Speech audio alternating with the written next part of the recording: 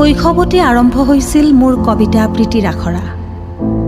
জীৱন যৌৱনৰ ঘাট প্ৰতিঘাত অযুত খলাবমা নেওচি মাতি গৈছোঁ কেৱল মইনা গোস্বামী ছাৰৰ কবিতা। জীৱন যুঁজত বাট হেৰুৱাব খোজা প্ৰতি মুহূৰ্তত মইনা গোস্বামী ছাৰৰ কবিতাই মোক হাতত ধৰি দেখুৱাই আহিছে পোহৰৰ বাট। মইনা গোস্বামী ছাৰলৈ প্ৰণাম জনাই তেখেতৰে কবিতা এটি মই আবৃত্তি কৰিবলৈ লৈছোঁ। কবিতাৰ শিৰোনাম বীৰাংগনা। মা, বীৰ বীৰাংগনাৰ অলেখ সাধু শুনিছোঁ আমি। কি অপূৰ্ব আকৰ্ষণ তাৰ। কিন্তু আমি কি হ'ম মা? পিতৃ মাতৃৰ হাঁহ হুমুনিয়া, অভিভাৱকৰ গধুৰ বোজা, নে পুৰুষ প্ৰধান সমাজৰ পদদলিত সত্তা? অশান্তি অনিশ্চয়তাৰ মাজত স্থবিৰ গতানুগতিকতাৰ মাতাল আঘাতত ক্ৰমশ যেন খহি গৈ আছে আমাৰ সপোনৰ ঘৰ। সুবাসিত বতাহ, সুবাসিত ৰ'দ কলুষিত হ'ল। প্ৰিয়জনৰ চেনেহৰ মিঠা উত্তাপ সকলো যেন ম্লান পৰি গ'ল। তুমি জানানে মা মানুহক সুন্দৰ কৰাৰ মন্ত্ৰ? তুমি জানানে মাক সুন্দৰে কেনেকে কৰে ষড়যন্ত্ৰ? গেবাৰী খাটিছা তুমি, গেবাৰী খাটিছে পিতাই, সূৰ্যোদয়ৰ পৰা নিশা দুপৰলৈ। শ্ৰম আহিছে তোমালোকৰ কাষলৈ এতিয়াও অভিশাপ হৈ।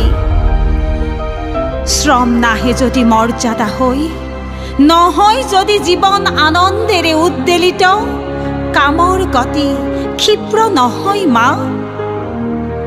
নীৰস অভিশপ্ত নিৰানন্দময় জীৱনত কেনেকে থাকিব পাৰে সৃষ্টিৰ খবৰ? সেয়ে বন্ধন ভঙাৰ বাবে আখৰা কৰিছিল বীৰসকলে।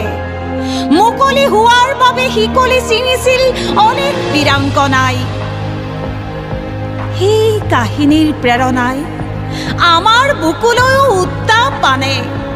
উজ্জ্বল হৈ পৰে হৃদয়, মগজু আলোড়িত হয় নতুন সৃষ্টিৰ আনন্দত।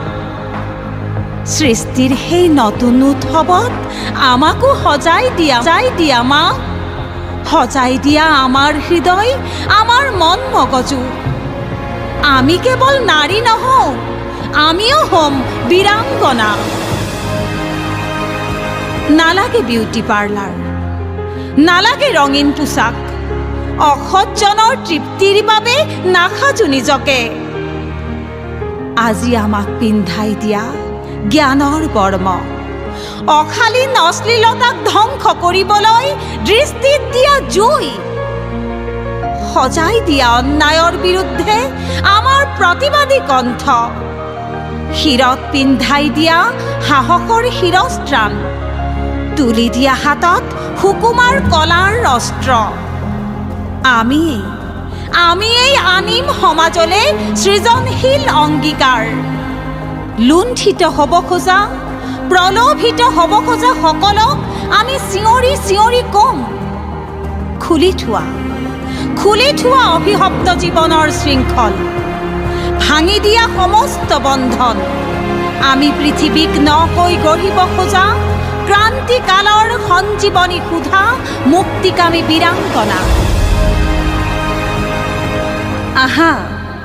আহা জীৱনক সুৰীয়া কৰিবলৈ লৌহ কঠিন ইচ্ছাৰে সৃজনী উদ্দীপনালৈ সন্মিলিত হওঁ নতুন দিনৰ ৰণাংগনত।